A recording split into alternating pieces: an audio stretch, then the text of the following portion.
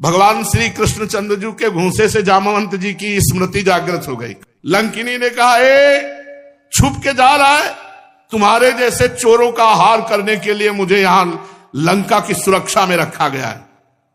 हनुमान जी नजदीक गए, ये घूंसा मारा। जो ही घूंसा मारा तो कहा, तात मोर अति पुण्य बहुता। घूंसा लगा, बोले बड़े पुण्य। स्मृति जागृत हो गई। मुठका बार महाकप हनी, रुधिर बमत धरनी धर्मनी, पुण्य संभार उठी सो लंका, जोरी पान कर विदेश। जब रावण ब्रह्म भर दीन्हा, चलत बिरंच कहा मोई चीन्हा, विकल हो सित कप के मारे, तब जाने निश्चर संहारे।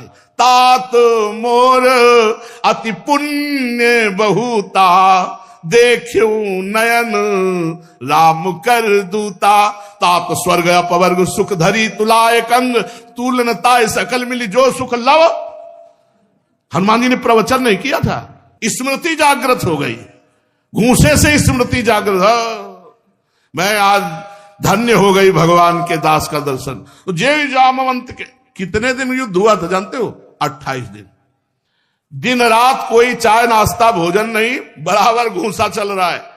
इष्ट देव और आराधक साधक जो भगवान की निरंतर ध्यान मुद्रा में रहते जामवंत जी, वो आराधक और उनके आराध्य देव भगवान श्री राम घनश्याम के रूप में 28 दिन तक घूंसा चलता रहा। जामवंत की रग रग दर्द करने लगी। बोले मुझे स्मृति आ गई। क्या? आप मेरे राम जी हो। मैंने देखा है प्रभु आपकी भ्रकुटी टेढ़ी हुई तो समुद्र कनक थार भरी मणिगण नाना विप्र रूप आयो तजमाना। मैंने देखा है प्रभु आपने संपूर्ण लंका को विध्वंस कर दिया। आज मेरे वही राम जी श्याम जी के रूप में विराजमान है। मैंने पहचान लिया। जब पहचान लिया और चरणों में साष्टांग गिरे तो भगवान श्री कृष्ण ने अपना परम कल्याणकारी शीतल कर कमल उनके मस्तक पर जे ही स्पर्श किया, जाम्बवान की पीड़ा चली गई। जाम्बवान से भगवान ने गंभीर वाणी में कहा, ऋक्षराज जाम्बवान जी, हमारे ऊपर मणि का कलंक लगा था, इसलिए मैं गुफा में आया था। जाम्बवान जी ने कहा, प्रभु आप हमें कृतार्थ करने आए थे। भगवान की पूजा की और कहा, ये मणि दहेज में और ये कन्या आप स्वीकार कीजिए। जाम्बवती जी को भगवान श्री कृष्ण के कर कमल में समर्पित किया। अब यहां भगवान श्री कृष्ण जिन द्वारिका वासियों को कह गए थे कि रुकना जब तक हम वापस ना आवे, एक को नहीं थे। जब प्रेम का वर्णन होता है ना, तो श्री कृष्ण लीला में 3 लीलाएं हैं, द्वारिका लीला, मथुरा लीला, ब्रज लीला, वृंदावन लीला। तो उसी ब्रज लीला के अंतर्गत है। तो कहा जाता है द्वारिका लीला से श्रेष्ठ मथुरा लीला, मथुरा लीला से श्रेष्ठ ब्रज लीला, ब्रज लीला से श्रेष्ठ वृंदावन की लीला।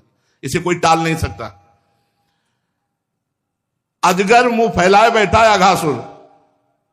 सखा कह रहे हमें लगता है गुफा है, एक कहता हमें तो लग रहा है अजगर का मुंह है। ये कह रहा चलो घूमते हैं अंदर चल के। अरे बोले अजगर सही में हुआ तो? अरे बोले श्री कृष्ण है ना। श्री कृष्ण के बल पर अघासुर के मुख में घुस गए ताली बजाते हुए सखा। और वहां श्री कृष्ण गुफा में कह रहे हैं कि मैं अकेले जा रहा हूं, 2-4 साथ जाते, एक को नहीं। बोले कि रुको रुको प्राणनाथ, आप अकेले नहीं जाओगे। और कहा यहीं रुकना, एक को नहीं थे। जब गुफा के बाहर आए, एक भी द्वारिकावासी नहीं था। ये मथुरा, वृंदावन, ब्रज, फिर द्वारिका। जब प्रेम लीला की बात आती तो वृंदावन, ब्रज, मथुरा, द्वारिका। हमारे ब्रज की लीला को सुनकर के प्रभु श्री कृष्ण और बलराम जी और सुभद्रा जी के श्रीअंग प्रेम विगलित हो गए। वही श्री जगन्नाथ जी के रूप में है। जगन्नाथ जी कौन है? द्वारिकाधीश भगवान। वही प्रेम चर्चा सुनकर ब्रज की ऐसा प्रेम विगलित रूप हो गया। जो आप जगन्नाथ जी महाराज का दर्शन करते हैं, ये श्री कृष्ण, बलराम और सुभद्रा जी प्रेम विगलित रूप है। भगवान श्री कृष्ण जब गुफा में गए तो 12 दिन तक द्वारिकावासी गुफा के द्वार पर खड़े रहे। जब उन्होंने देखा गुफा से निकले ही नहीं, तो सब द्वारिका लौट आए। ऐसा नहीं होना चाहिए। भगवान ने कहा है कि यहीं खड़े रहना जब तक मैं वापस ना हूं। वो प्राण निकल जाते, सूख कर शरीर गिर जाते, लेकिन वापस लौटना नहीं। वहां आकर के माता देवकी वसुदेव जी और सब कुटुंबियों से बताया कि 12 दिन तक इंतजार किया, श्री कृष्ण गुफा से निकले नहीं, तब तो बड़ा भारी शोक छा गया पूरी द्वारिका में। और सब द्वारिकावासी सत्राजित को भला बुरा कहने लगे कि व्यर्थ में श्री कृष्ण के ऊपर कलंक लगाया इसने, जबकि प्रसेनजीत को और घोड़े को सिंह ने मारा। भगवान श्री कृष्ण का उसमें कोई तो हाथ ही नहीं है, और ऊपर से झूठा कलंक लगा दिया प्रभु के ऊपर। फिर श्री कृष्ण की प्राप्ति के लिए समस्त द्वारिका में श्रेष्ठ श्रेष्ठ जन ने महामाया भगवती दुर्गा की अनुष्ठान पद, बहुत दिव्य शक्ति है। आपको हम बताए, एक दिन हम नैष्ठिक ब्रह्मचर्य में जब थे, 18 के लगभग अवस्था शरीर की होगी, तो बड़े सिद्ध महापुरुष हमारे पास ढूढ़ी घाट है, और समय के वो बिल्कुल पक्के, जितना समय दर्शन का बस उतना ही समय नित्य 12 महीना उपस्थित होंगे, इसके अलावा नहीं। अब हम अपने आश्रम से चले 4-6 लोग मिलकर दर्शन करने के लिए, कम से कम 8 किलोमीटर या 10 किलोमीटर पड़ेगा, वहां से 9:30 बज गए। 2-3 किलोमीटर रास्ता तय करना था। 9:30 बजे महाराज जी पट बंद कर देते थे। अब लगा कि इतना चल के आए, दर्शन भी नहीं होंगे। मां भगवती का मंत्र का उच्चारण करते हुए तो महाराज जी अकेले बैठे थे, और जाते ही कहा, तुम्हारी भगवती अम्बा ने मुझे रोक लिया है। जाते ही कहा, तुम, हमने कुछ नहीं कहा। बोले हम अपने टाइम से जो बिलक बैठे हुए, भगवती अम्बा ने सूचना दी कि कोई आ रहा है तुमसे मिलने, तो इसलिए रुके बैठ। निहाल हो गए कि मेरी बात मां सुन रही है। उससे नहीं, तभी तो कहते हैं अनुभूतियां एक एक कदम में आगे बढ़ाती चली जाती। द्वारिकापुरी के समस्त श्रेष्ठ जनों ने महाभगवती दुर्गा, महामाया अम्बा की आराधना की कि हमें भगवान श्री कृष्ण जो गुफा में चले गए हैं वो पुनः वापस प्राप्त हो जाए। दुर्गा देवी प्रसन्न हुई और कहा अवश्य। इतना कह के अंतर्ध्यान हुई कि द्वारिका में देखा कि भगवान श्री कृष्ण जाम्बवती के साथ प्रवेश कर रहे हैं, नई दुल्हन।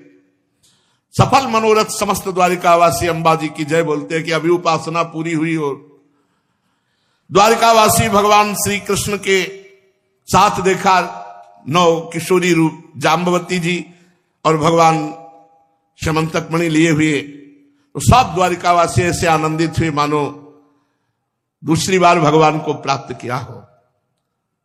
सत्राजित को राजसभा में बुलाया गया उग्रसेन जी के सामने, और भगवान श्री कृष्ण ने मणि दी और कहा व्यर्थ में झूठा कलंक लगाया था, ऐसा ऐसा ऐसा हुआ, पूरा बताया। मणि सत्राजित को सौंप दी। सत्राजित बहुत लज्जित हुआ और क्षमा मांगा कि हमने अज्ञान में आपके ऊपर दोषारोपण किया। मणि ले ली, पर उसे बहुत चुभा कि मैं निर्दोष भगवान श्री कृष्ण पर ऐसा दोष लगाया। बड़ा पश्चाताप हो रहा था। वो घर गया, लेकिन उसे चैन नहीं पड़ा कि मैंने भगवान श्री कृष्ण पर ऐसा दोष क्यों किया। वो रात दिन जलने लगा और भयभीत ही हो रहा था कि इस अपराध से मेरा मार्जन कैसे हो, कैसे मैं श्री कृष्ण को प्रसन्न करूं। मैं बड़ा क्षुद्र अदूरदर्शी हूं, कैसे अपने अपराध का। तो सत्यभामा पर दृष्टि पड़ी, सत्राजित की पुत्री है। ओहो, अपराध मार्जन का रास्ता मिल गया। मैं समंतक मणि और सत्यभामा दोनों श्री कृष्ण को दे देता हूं, तो मेरे हृदय की जलन शांत हो जाएगी और मेरी पुत्री का जैसा सौभाग्य होगा वो तो महान। बहुत आनंद आया हृदय में, जब सत्य चिंतन होता है तो आनंद आता है। मेरे अपराध का मार्जन हो गया, मार्जन हो गया, उपाय मिल गया।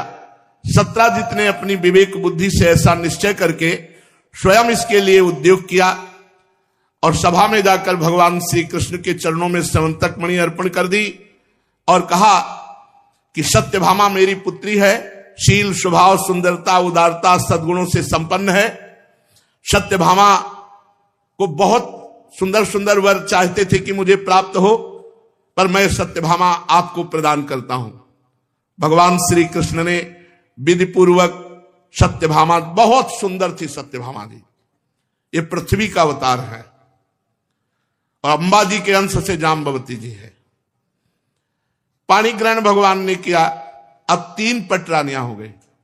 महालक्ष्मी का अवतार श्री रुक्मिणी जी, अंबा जी का अवतार जाम्बवती जी और पृथ्वी का अवतार सत्यभामा जी, ये 3 पटरानियां भगवान की। आगे क्रमशः प्राप्त होती जाती है।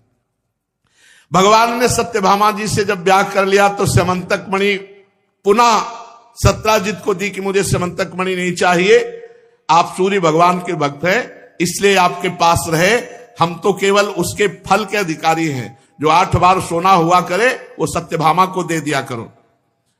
परीक्षित यद्यपि भगवान श्री कृष्ण को इस बात का पता था कि लाक्षागृह की आग से पांडवों का बाल भी बांका नहीं हुआ, तथापि जब उन्होंने समाचार सुना कि लाक्षागृह में पांडव जल गए तो कुल परंपराजित व्यवहार करने के लिए बलराम जी के साथ हस्तिनापुर गए। वहां जाकर भीष्म पितामह, कृपाचार्य, विदुर, गांधारी और द्रोणाचार्य से मिलकर सहानुभूति प्रकट की और कहने लगे ये तो बड़ा अनिष्ट हो गया जो पांडवों को लाक्षागृह में भस्म किया गया। जब भगवान श्री कृष्ण हस्तिनापुर चले गए तो द्वारिका में अक्रूर जी महान भागवत हैं, देख लो बड़ी चूक हो जाती कभी कभी बड़े भक्तों से भी।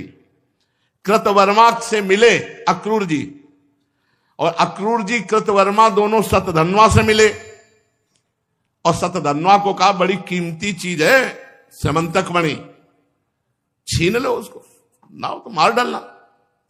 शतधन्वा को भड़काया अक्रूर जी और कृतवर्मा, और कहा देखो सत्राजित श्रेष्ठ कन्या सत्यभामा का विवाह हमसे करने के लिए कह रहा था, कृतवर्मा ने कहा, और वो श्री कृष्ण को दे दिया। सुनो अब ऐसा उपाय करो जहां प्रसेनजित गया है ना वहीं सत्राजित को भी पहुंचा दो। अक्रूर जी और कृतवर्मा ने भड़काया शतधन्वा को। शतधन्वा तो पापी था ही, उसके सर पर मृत्यु नाच रही थी इसलिए बात समझ नहीं पाया। अक्रूर जी और कृतवर्मा के बहकाने पर उनकी बात में आ गया, और वहां गया तो देखा सत्राजित सो रहे हैं और मणि एक दिव्य स्थान में रखी। तो शतधन्वा सत्राजित को मार डाला। अब स्त्रियां चिल्ला पड़ी वहां घर की। शतधन्वा कोई भी आवाज पर विचलित नहीं हुआ, सत्राजित को मारकर मणि लेकर वहां से चंपत हो गया। रास्ते में अक्रूर जी मिले, उनका मणि मुझे दे दे, तेरे पास मणि नहीं तो मार डाला जाएगा, तू ऐसे तो तू बच जाएगा। अक्रूर जी ने मणि अपने जेब में डाली, काशी निकल गए। बड़ा विचित्र खेल है। अब सत्यभामा जी जब देखा कि पिता मार डाले गए तो बड़ा शोक हुआ, वो हाय पिताजी विलाप करने लगी। इसके बाद सत्राजित के शव को तेल के कढ़ाई में रखवा दिया गया और हस्तिनापुर को गई और बड़े दुख से भगवान श्री कृष्ण से अपनी पिता की हत्या का वृत्तांत सुनाया।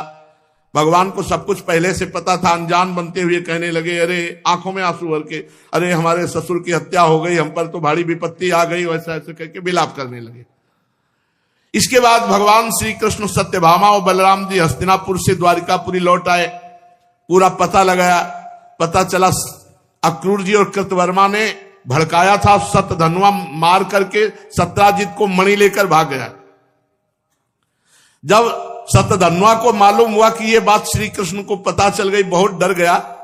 उसने प्राण बचाने के लिए कृतवर्मा से कहा, तुमने कहा था कि मार डालो, मणि छीन लो, अब हमारी सहायता करो। कृतवर्मा ने कहा, है भगवान श्री कृष्ण बलराम जी सर्वशक्तिमान ईश्वर, उनसे हम तुम्हें बचा सकते हैं भला? अरे उनकी समानता कोई करने वाला त्रिभुवन में नहीं, कौन होगा जो उनसे वैर बांध करके इस लोक और परलोक में सकुशल रह सके? तूने देखा नहीं, कंस ने बैर किया, बाल पकड़ के सभा में उठा के पटक के मार डाला। अरे जरासंध जैसे सूरवीर 23 अक्षोणी सेना लेकर 17 बार मैदान से भाग पड़े। कृतवर्मा ने कहा, हमसे तुम आशा मत रखो, हम सामने भी नहीं जाएंगे। शतधन्वा को टका सा जवाब दे दिया। अक्रूर जी के पास गए और कहा, अक्रूर जी सहायता करो, मणि तो आपके पास है, आप हमारी सहायता करो। अरे उनका पागल हो, ऐसा कौन है जो सर्वशक्तिमान भगवान श्री कृष्ण को जानते हुए भी उनसे वैर विरोध ठाने? अरे खेल खेल में विश्व की रचना करने वाले, पालन करने वाले, संहार करने वाले श्री कृष्ण कब क्या करना चाहते हैं ब्रह्मा भी नहीं जानते हैं, हम उनसे वैर लेंगे? अरे सुन, नीरे 6 दिन के बालक थे तब पूतना को मारा था। 7वें वर्ष में गिरिराज, गोवर्धन, अकासुर, बकासुर, ये सब जो नन्हे से बच्चे 7 दिन तक गिरिराज को उठाए रहे, अरे उन भगवान को हम केवल नमस्कार करते हैं, हम तुम्हारा कोई सहयोग नहीं करेंगे। हे श्री कृष्ण, तुम्हें बार बार नमस्कार। शतधन्वा ने कहा यह प्राण जा रहे हो, नमस्कार चक्कर। ये तो स्तुति प्रार्थना उनकी। टका सा जवाब अक्रूर जी ने दे दिया। शतधन्वा बेमतलब मारा जाएगा। अब ये अपनी जेब में समंतक मणि रख करके काशी चल दी कि सामने ही नहीं पड़ेंगे भगवान के। शतधन्वा ने एक घोड़ा चयन किया जो 100 कोस लगातार एक सांस में दौड़ सकता था, बड़ी फुर्ती से भागा। भगवान को पता चला तो श्री कृष्ण और बलराम दोनों रथ पर सवार हुए, जिस पर गरुण ध्वज विराजमान है उसमें अपने घोड़ों से जुतो। भगवान के घोड़े तो मन के वेग के समान। तुरंत पहुंच गए शतधन्वा के पीछे। शतधन्वा कहां पहुंच चुका था?